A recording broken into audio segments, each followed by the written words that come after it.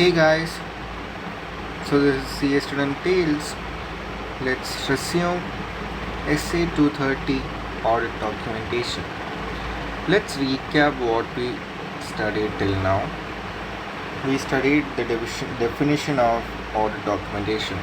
RRC, that is Record of Audit Procedures Performed, the relevant audit evidences obtained, and conclusions auditor has reached.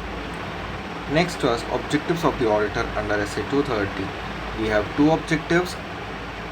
The auditor has to prepare documentation of sufficient and appropriate record on the basis of which audit report is being drafted. Second is evidence that audit was planned and performed in accordance to SAs. Moving forward, we learned the purpose of audit documentation. What was the purpose? Retain, enable, assist, enable. Retain records for future. Retain records for matters of continuing significance to future audits. Enables the conduct of quality control review under SQC1. Enables conduct of external inspections with applicable legal, regulatory and other requirements. Assists engagement team to plan and perform the audit. Assists direction and supervision and to discharge review responsibilities of the engagement team. Enables engagement team to be accountable for its work. So let's move forward. Next topic on this is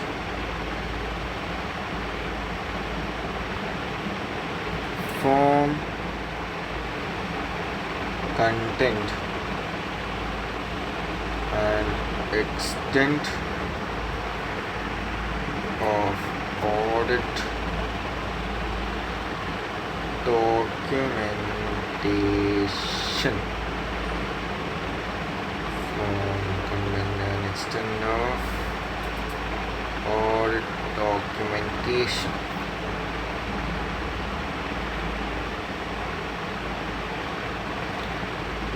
So the auditor shall prepare all documentation that is sufficient to enable an experienced auditor having no previous connection with the audit to understand.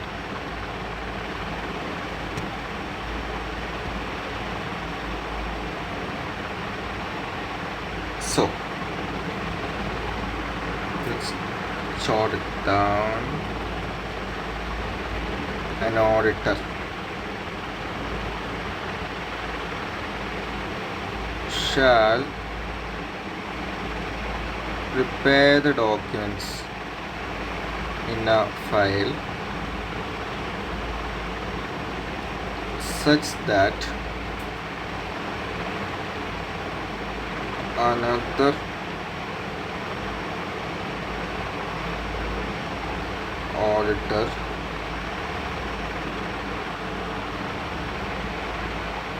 understands what these files are. So the form content. So what should this another auditor understand? We have three things.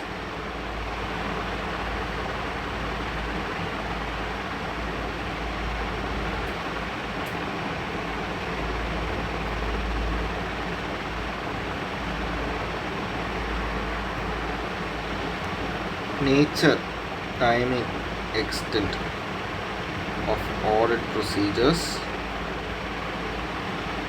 performed.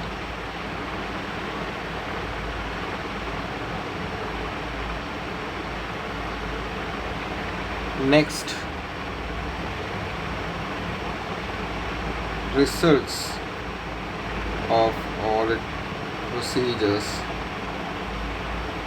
performed.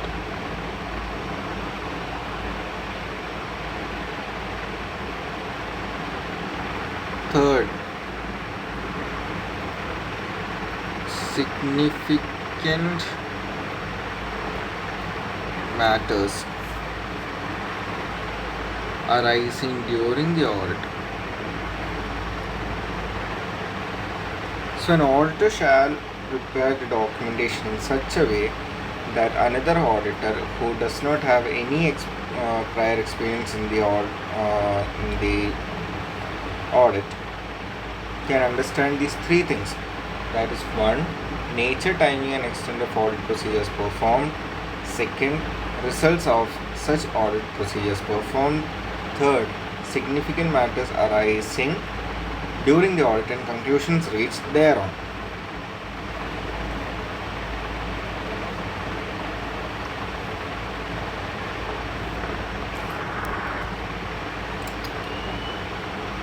So these are form, content and extent. Now, there are some factors that are important in this topic. Let's see what they are.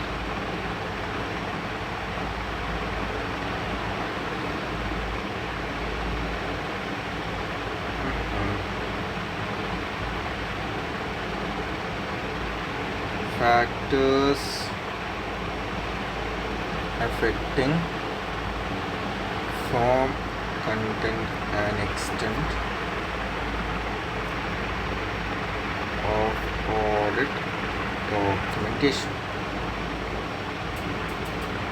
Here we have 7 factors. Let's learn them. Factor number 1. Factor number 1. Size and complexity. 2. Nature of audit procedures. 3. Identified risk of material misstatement. 4. Significance of audit evidence obtained. 5.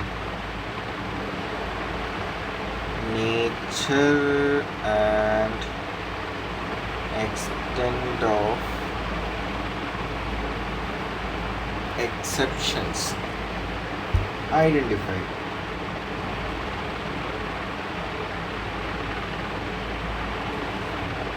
6.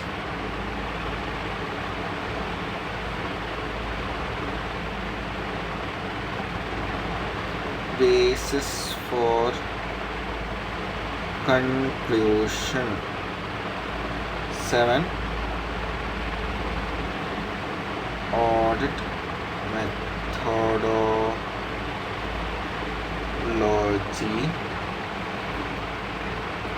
and tools used. So these are the 7 factors that affect the form, content and extent of audit documentation. Number 1 is size and complexity of the entity. Number 2 is nature of audit procedures performed. Number 3 is identified risk of material misstatements. 4 is significance of the audit evidence obtained. 5th is nature and extent of exceptions identified. Number 6 is basis of conclusion for the work performed. And 7 is audit methodology and tools used.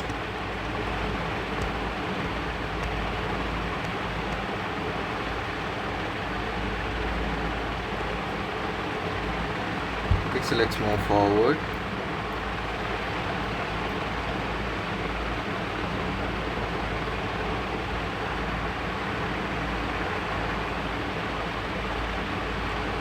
At some points you may feel that the topic is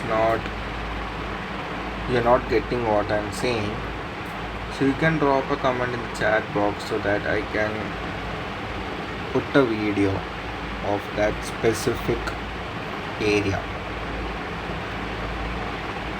So if you comment, I'll I'll record a short snippet of that particular topic to explain further. So moving further, audit file.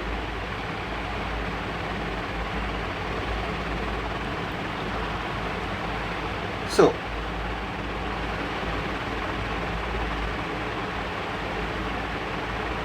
the auditor shall assemble the audit documentation in an audit file and complete administrative process of assembling the final audit file on a timely basis of the date of auditor's report. So here there are 2-3 points that we have to keep in mind. That is 1. SQC1. SQC1 states that a firm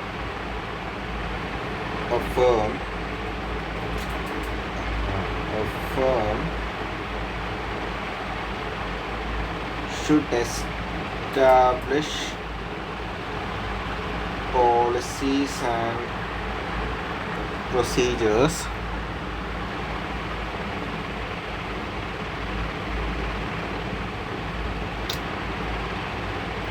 establish policies and procedures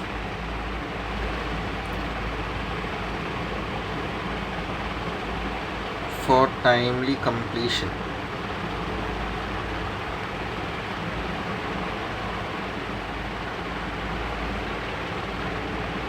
Second is there's a timeline.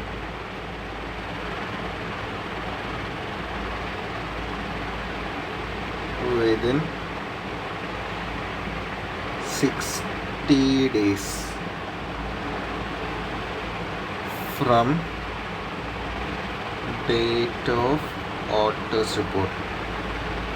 So for example, if the audit report's date is 30th September, by almost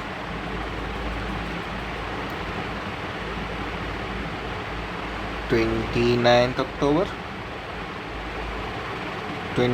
roughly we can say 30th October, we have to finalize the audit file.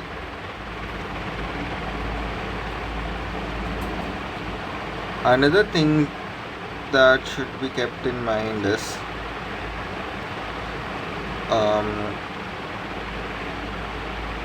there should not be any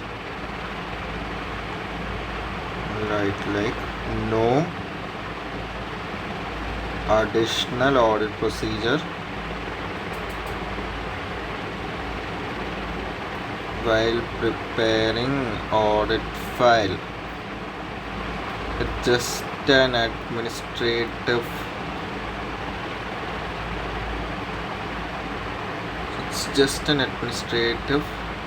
process.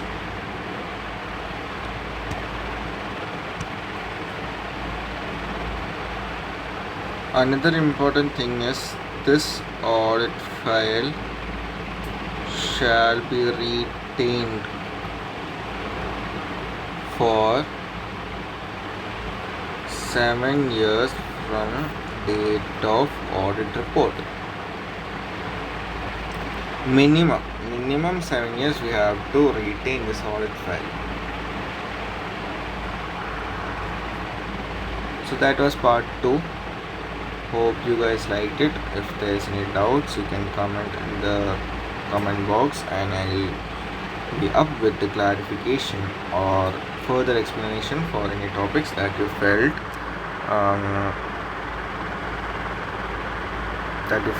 you didn't understand. Thank you.